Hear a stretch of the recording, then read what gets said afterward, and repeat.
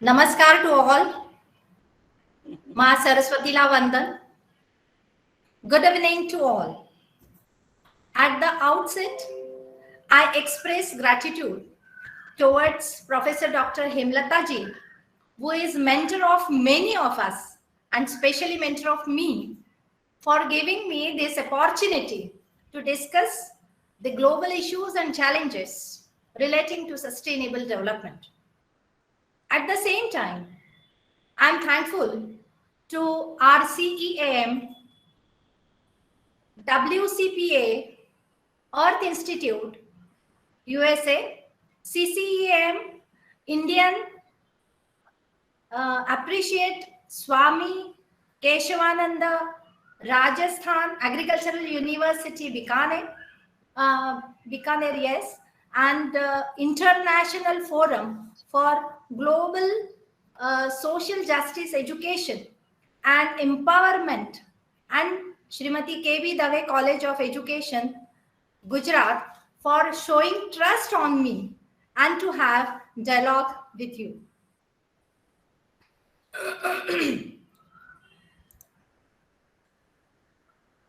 We are now living in post-COVID era. The COVID era has taught us many things and given realization of many basic things related to human existence. And human existence is directly proportionate to favorable nature's condition. If nature permits you, then you are safe. And if nature does not permit, your existence is in danger. And therefore, human being always bow before the nature, before the environment. And environment means entire range of external influence align on an organization, both the physical and biological and other organisms, like, or we can say that is the forces of nature surrounding an individual.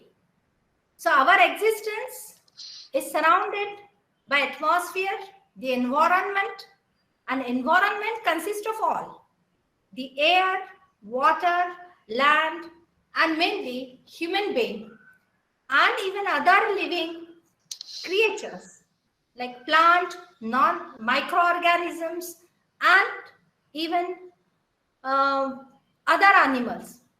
This particular definition we find under Indian Environment Protection Act 1986, which has been framed in India. The expression environment connotes its surroundings. We know and we do have this idea of environment. It contains air, water, food, sunlight, and all other aspects which are naturally available to us. It affects all the living organisms and creatures, including the plants and trees. A number of necessities of life, they are fulfilled, rather derived from the nature, from the environment. Thus, it can be said that nature is the life support system to us. Our existence depends upon it. It is our primary duty, therefore, to save the nature, to save the planet, and to save the Mother Earth.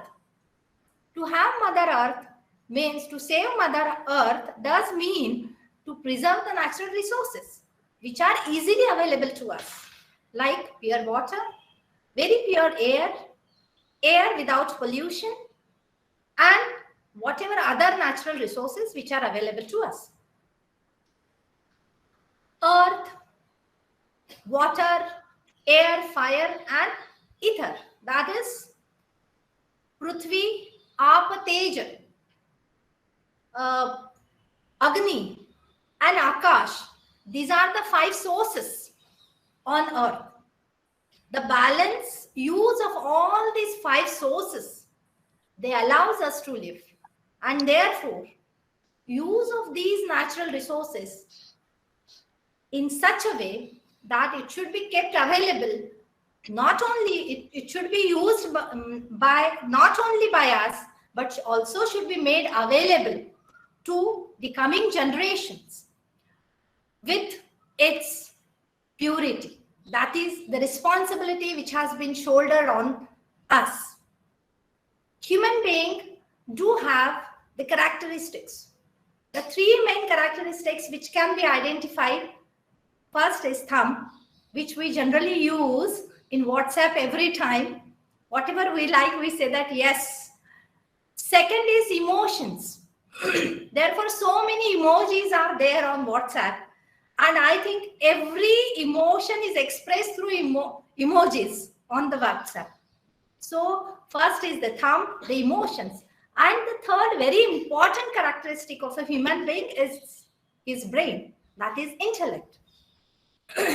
And this intelligence of man has moved him to the development and actually have tempted him and provoked him for development. Development resulted into the excessive use of natural resources and has resulted into the pollution of natural resources, damaging the environment, disturbing the ecosystem. This has forced us to think over the preservation of the environment, the ecosystem, and the human existence. This thought has led to the formation of principle of sustainable development. And this is the origin of the sustainable development. So what is sustainable development? An improvement in human well-being that allows us to meet the needs of the present without disturbing, without compromising the ability of the future generation to meet their own needs. This is called as sustainable development in the context of environmental matter. It does very, in a simple word, mean that we are now under responsibility to save the nature and whatever has been given to us by the nature. The concept of sustainable development is not at all a new concept. 50 years ago, in Stockholm's declaration, the sustainable development has been thought of, and it has, that particular declaration said that man has the fundamental right to freedom, equity, equality, and adequate conditions of life in an environment of equality that permits a life of dignity and well-being, and the human being bears a sole responsibility to protect and improve the environment for present and future generation. So the every word which is there is very, very important.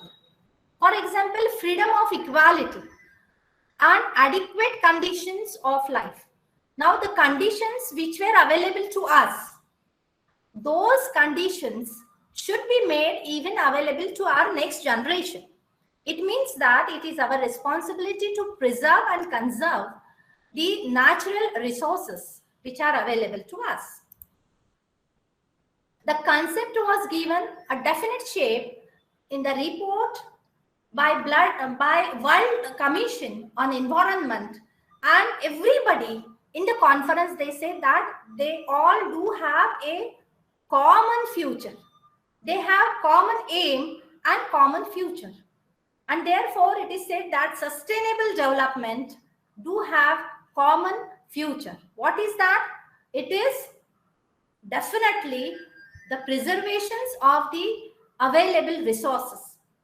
And therefore, sustainable development, regarding that, it is said that the development that meets the needs of the present without compromising the ability of the future generation to meet their own needs.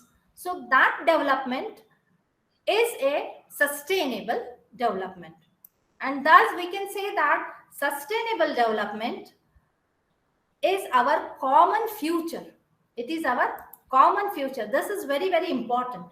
At a national level, right to wholesome environment is said to be the fundamental right. And therefore, we find that under Article 21 of our Constitution, Indian Constitution, always speaks about or interpreted in most of the High Courts and Supreme Court that the water should be conserved in a pure form.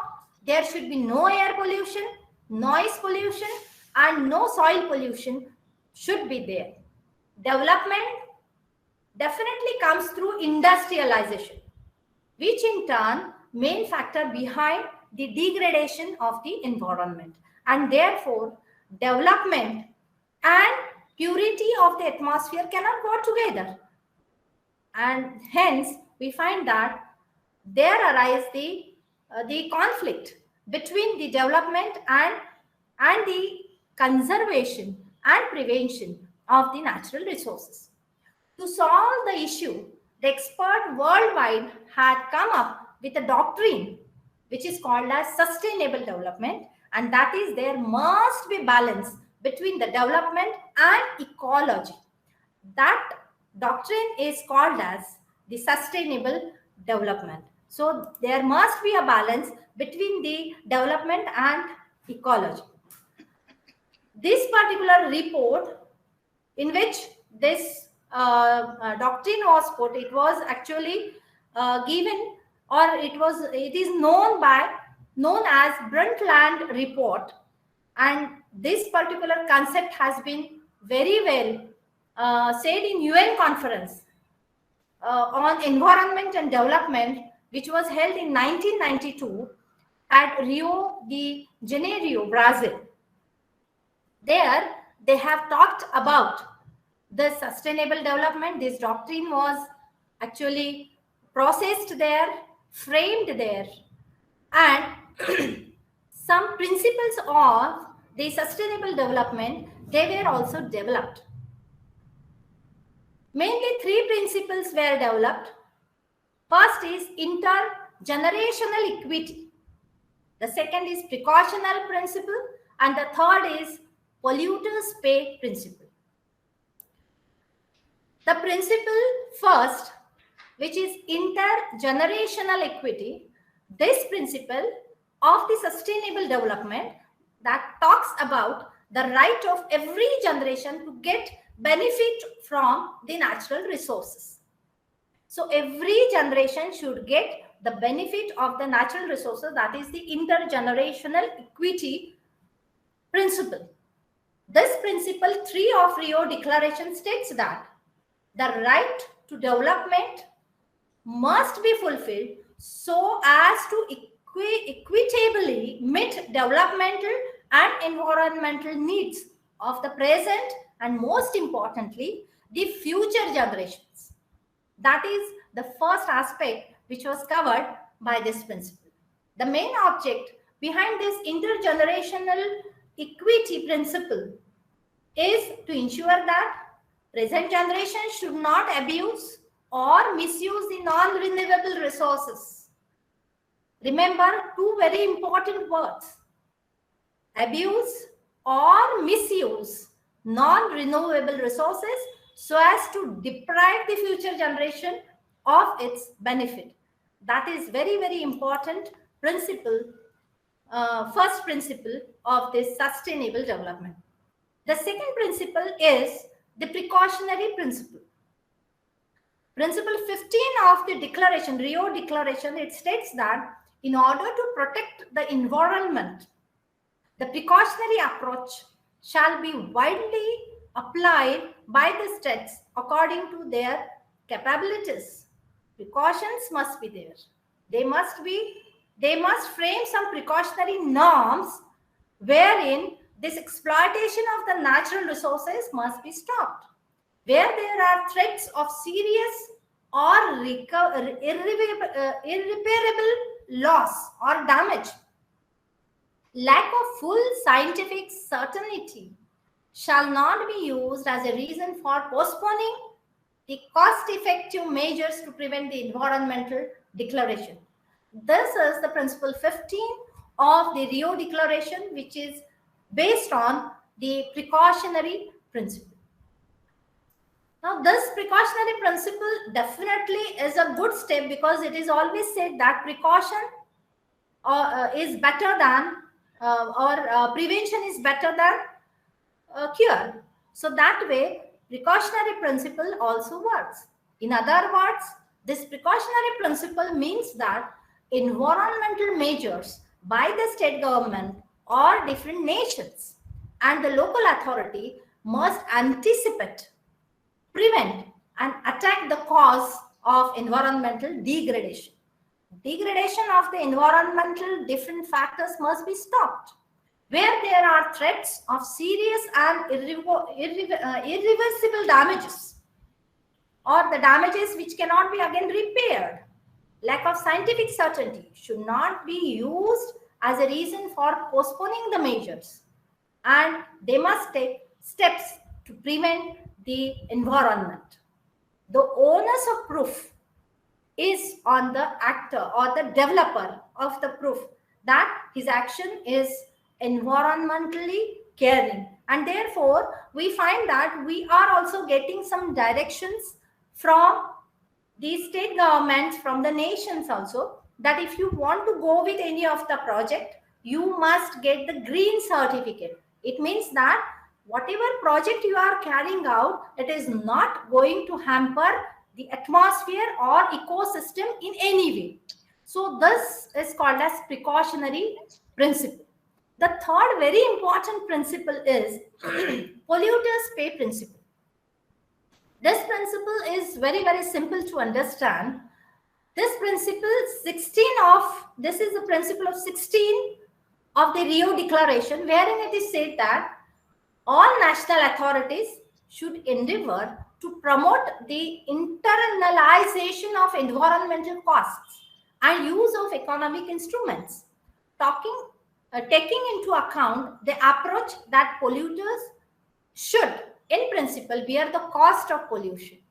So it is nothing but the polluters pay principle. If you are polluting something, you will have to do such an act which will compensate that pollution. So this is called as polluters pay principle. It is quite obvious that the object of this particular principle was to make the polluters liable not only for the compensation to the victim, but also for the cost of restoration or restoring of the environmental degradation.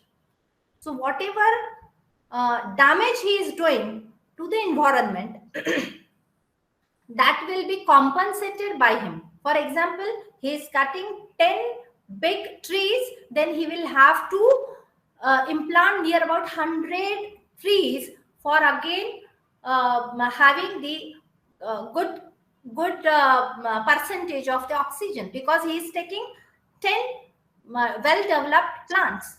Once the developer is proved to be guilty, he is liable to compensate for his act, irrelevant of the fact that whether he is involved in the development process or he is not involved in the development process.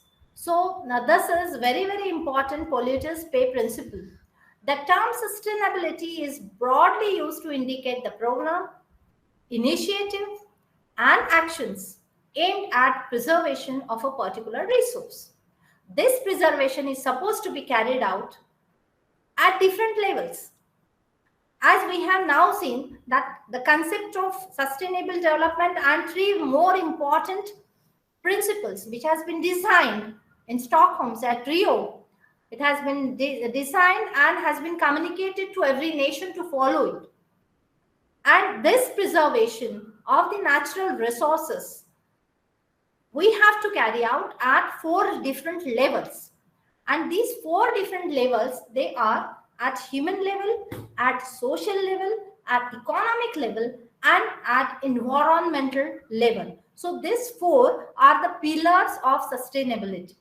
These four are the pillars of the sustainability. Now let us see one by one, what is human sustainability? We know that if we ask ourselves, are we fully convinced that yes, we are living a quality life in the same way our ancestors used to have the quality life? We are not satisfied at food level because we are doubting about the quality of the food which we are getting. We are also not satisfied about the water contents which we are drinking, not even about the air which we are inhaling. Nowadays, because of corona, every time we have the mask and we doubt about the pollution. So the quality life of the ancestors, human ancestors, was quite good rather than we people we are living in. And therefore, human sustainability is first pillar of this sustainable development. It is also called as the human resource or human capital. Human sustainability encompasses the development of the skills, the human capacity to support the functions, the sustainability of the organization, and to promote the well-being of the communities and the society, because the start of the society and the community start with the human being. And therefore, it is always said that human sustainability is very, very important. And the factors which we are supposed to cover, they are the human health, then we have education system. We always strive for quality education, access to the services, nutrition, knowledge, skills. These all programs, they come under the umbrella of the human sustainability. Every human being must realize the fact that natural resources and the spaces, they are, whatever are available, they are limited. And there is a need to balance continual growth, improvement to health, and achieving the economic well-being for the everyone. What for we all go for our betterment. We want that we should get a standard of living, a good living, happy living, and healthy living. And therefore, human sustainability also aims at that. In the context of the other development and the business, organization will view itself as a member of the society and promote business values that respect the human capital. So we want the development, but not at the cost of human health and human capital, but the development should also take care of and must respect the human capital. Human sustainability, it focuses on the importance of everyone directly or indirectly involved in the making of the products. While making any kind of product, they must take care of the human health. That is what is expected in human sustainability. Communities around the globe may be positively or negatively affected by the developmental activities or impacted through the methods used to source raw material, and therefore human sustainability, it aims at the preservation of the human species. Then secondly, second pillar of sustainable development is the social sustainability. Social sustainability, it aims to preserve the social capital, society, its culture, and many more things. Investing and creating the services that constitute the framework of the society. The concept of accommodates, the concept of social sustainability, it accommodates a larger view of the world in relation with the communities, culture, and globalization. This social sustainability means to preserve the future generation, to acknowledge what to do, can have an impact on the others as well as on the world. The third pillar of the sustainability is the, before that I must say that there is a direct relationship between the economy, society, and ecology. So balance between the two, that is economy and ecology, must be maintained in social sustainability. That is what is required. The third pillar of the sustainability is economic sustainability, which aims to maintain the capital impact. And if social sustainability forces on the improvement of the social equality, the economic sustainability, it aims to improve the standard of living. And we all are running, most of the people, they run for having a good standard of living. So economic stability, maintaining the high and stable level of economic growth, is one of the key objectives of the sustainable development. But here also, the underlying words are quality of growth should not be at the cost of environment or should not be at the cost of nature. So this is the third, economic stability. And the fourth, very, very important, sustainability, is environmental sustainability, which aims to improve the human welfare through the protection of natural capital.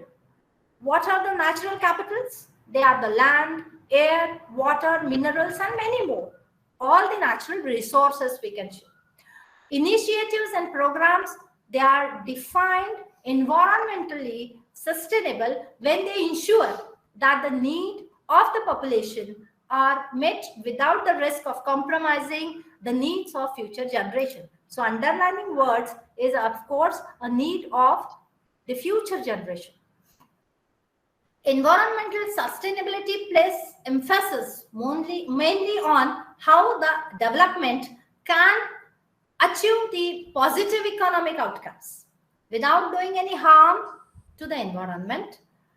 That is what is expected from the environmental sustainability.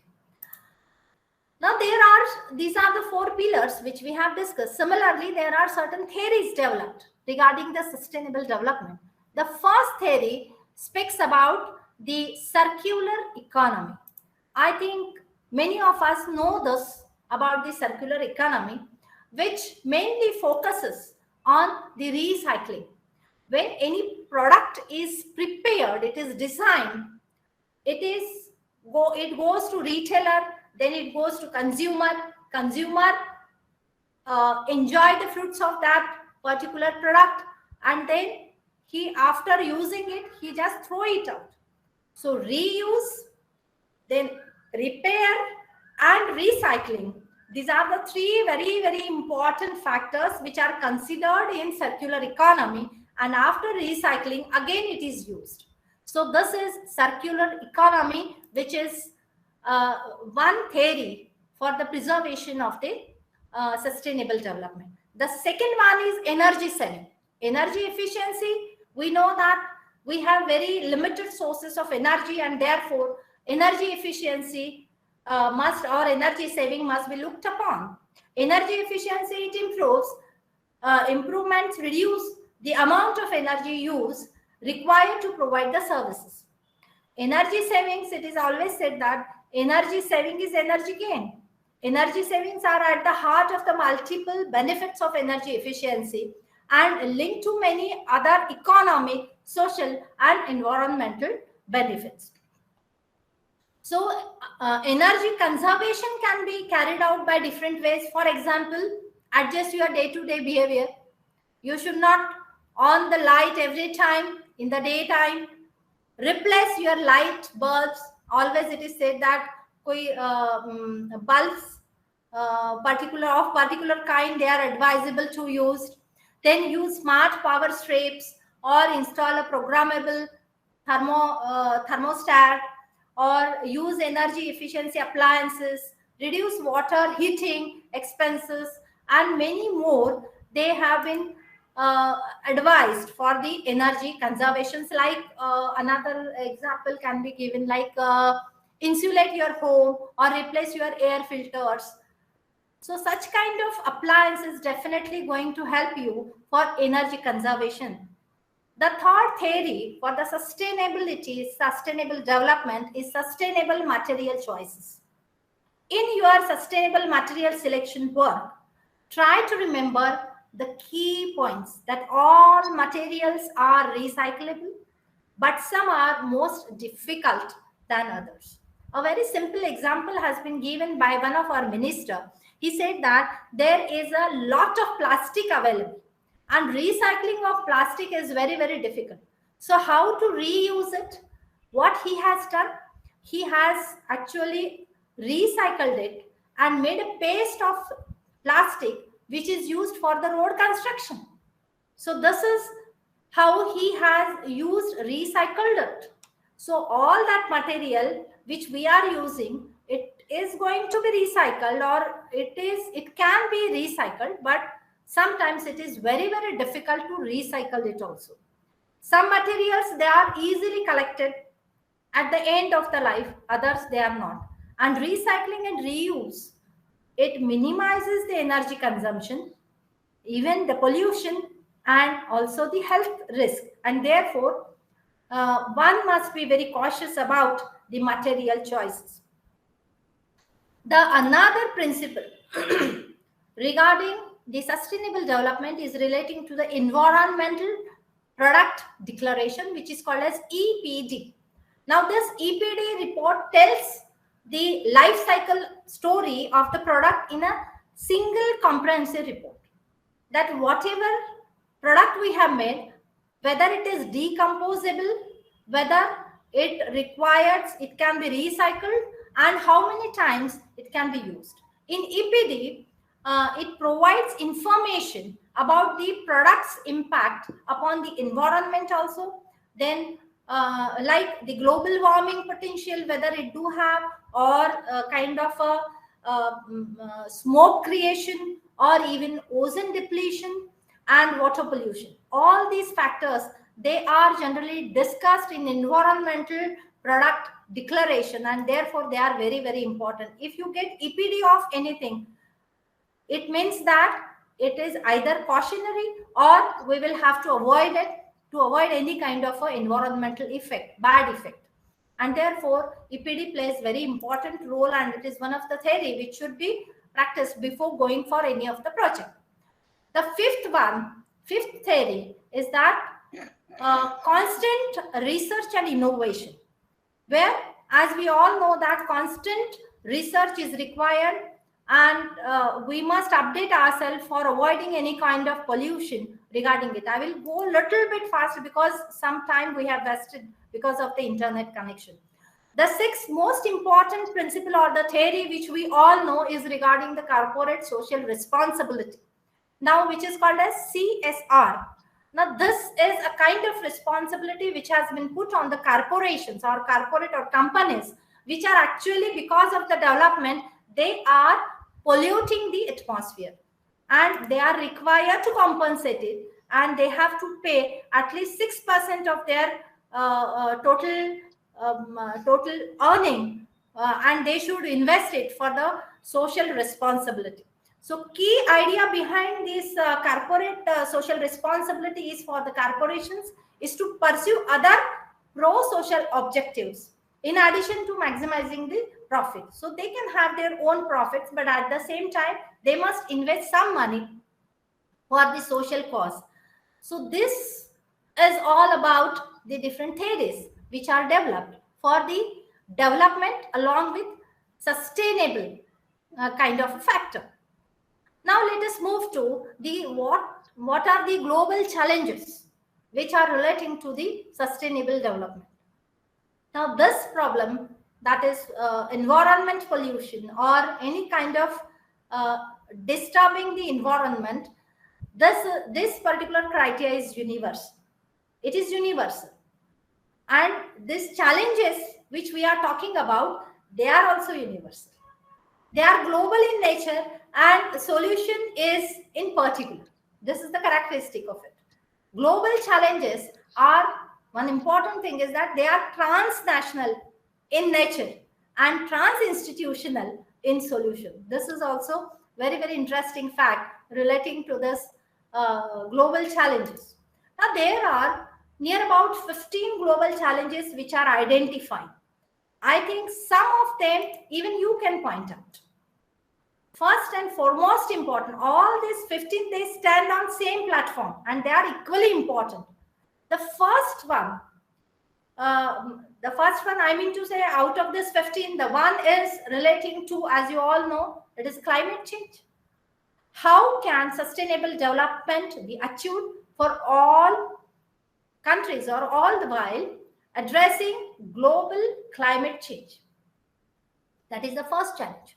The second is regarding the clean water. How can everyone have sufficient clean water without conflict? The third one is regarding the pollution growth and the resources which are available. How can this population growth and resources be brought into balance? That is the biggest problem. How can genuine democracy emerge from authoritative regimes? That is another problem. How can this? How can we go with the global? What we can say is a global comparison or compromises of IT. How we are going to do that? So all these main challenges, they are there. More than that, the 15th one, which we have actually pointed out, they are like, how can education make humanity more intelligent, knowledgeable, and wise enough to address in global challenges? So how you are going to stop this educational based on the humanity? How can share values and new security strategies reduce the ethnic conflict? That is another, and terrorism and the use of weapons and mass destructions. Now, this kind of global challenge is there because I'm talking to you, or I'm just pointing out this point because we have just facing one war, or one war is going on, like Ukraine versus Russia. What is the ultimate result of it? The heat produced is very large and it is going to harm the global atmosphere.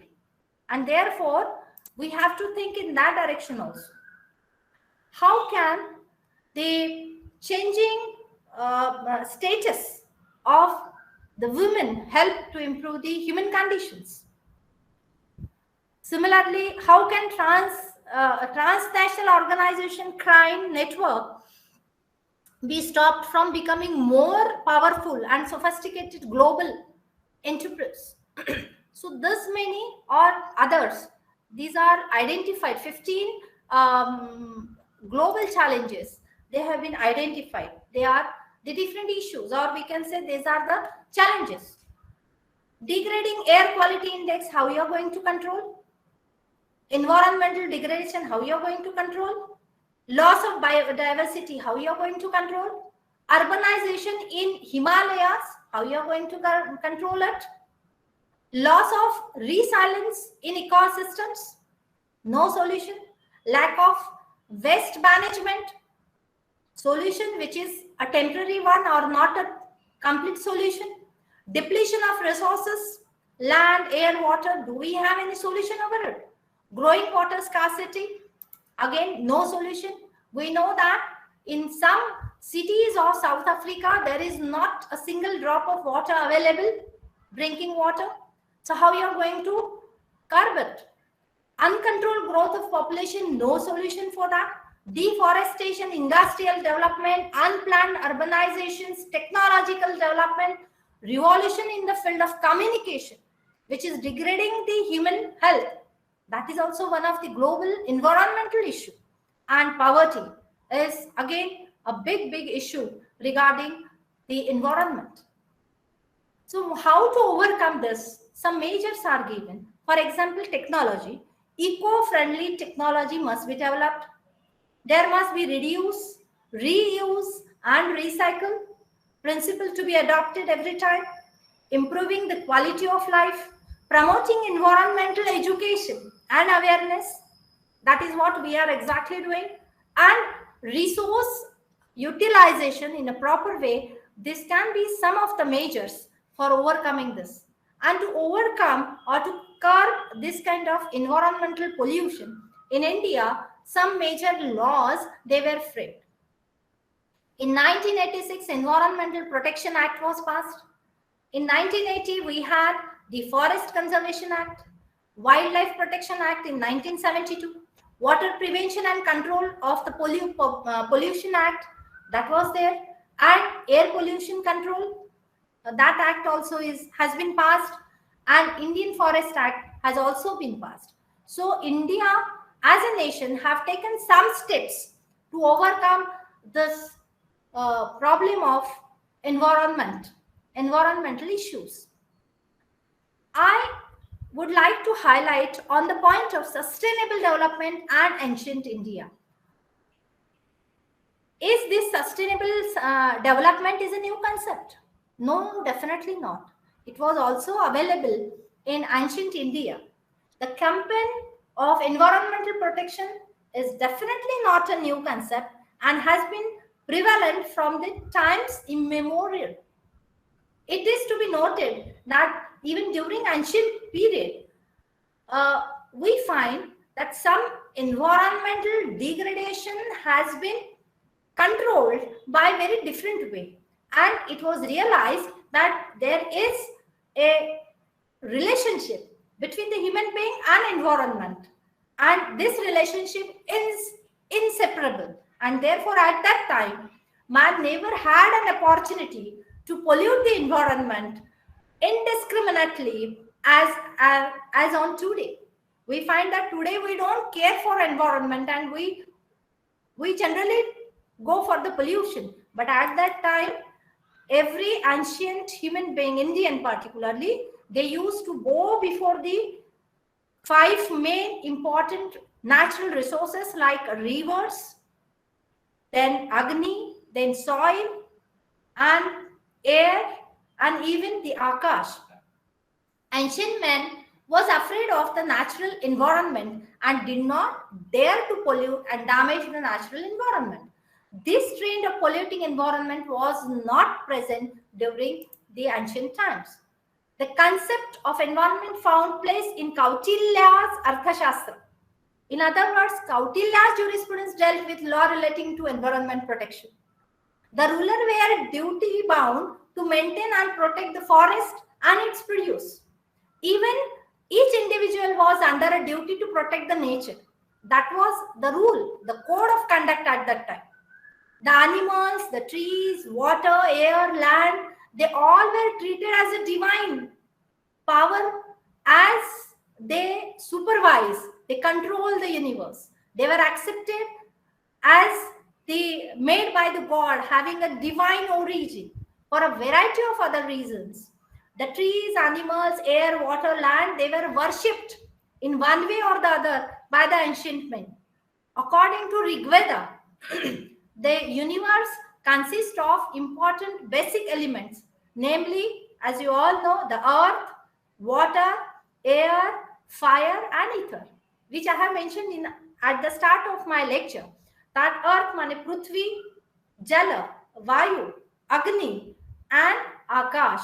All these are the 5 Pancha Mahabhuta which are required to be respected by all Indians.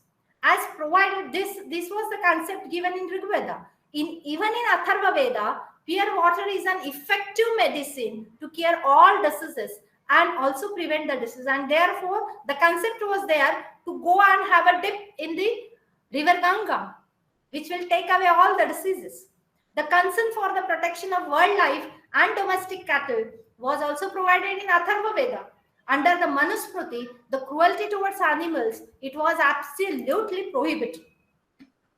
The world history reveals that almost all religions and philosophical writings express the concern for the protection and adequate use of natural resources, and also need for the preserving natural wealth for sake of future generation. The very purpose was to preserve all these resources for the future generation. Under Hindu mythology, Tulsi and people and banyan, all these trees and animals like the rats, elephants, tiger they are worshipped like god and goddess. Not only that, in Buddhism, they preached non-violence against the natural resources and prohibited inappropriate exploitation of nature's resource. More or less same concept was propounded by even the Jainism. The great king Ashoka recognized the system of planting the trees. Even the Christianity and Islam, they preached the importance of the water and its significant necessity. There are lots of challenges. and issues regarding the sustainable development. We all will have to follow, we will have to find out the real solution on it.